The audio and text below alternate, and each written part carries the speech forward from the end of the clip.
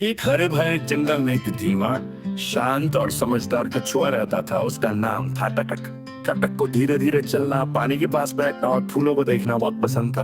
वही पास के पेड़ पर रहती थी एक रंग बिरंगी तेज बोलने वाली तोती। उसका नाम था लाली। लाली पूरे जंगल में सबसे ज्यादा बोलती थी, कभी गाने, कभी बातें, कभी शरारतें। तुम तो बहुत धीरे हो, लाली अक्सर टकटक को छेड़ती। तुम्हें देखकर तो पेड़ भी भाग जाए।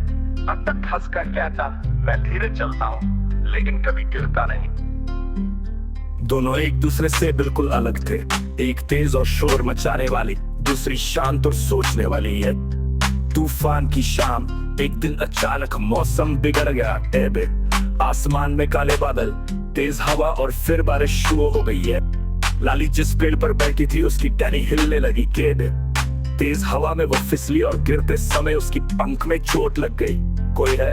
लाली जमीन पर गिरी हुई थी, भीगी और डरी हुई। ये वो चिल्लाई, कोई है, मेरी मदद करो।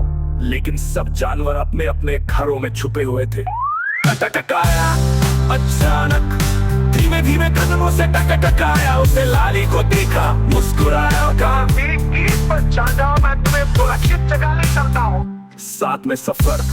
बारिश में टकटक धीरे धीरे चलता रहा। लाली उसकी पीठ पर बैठी थी, पंख ढके हुए। रास्ता लंबा था, लेकिन दोस्ती की चाल तेज भी होती, सच्ची होती है। अगली सुबह धूप निकली है। लाली ने टकटक के लिए ताजे फल लाए और मुस्कुरा कर कहा, तुम सबसे अच्छे दोस्त हो।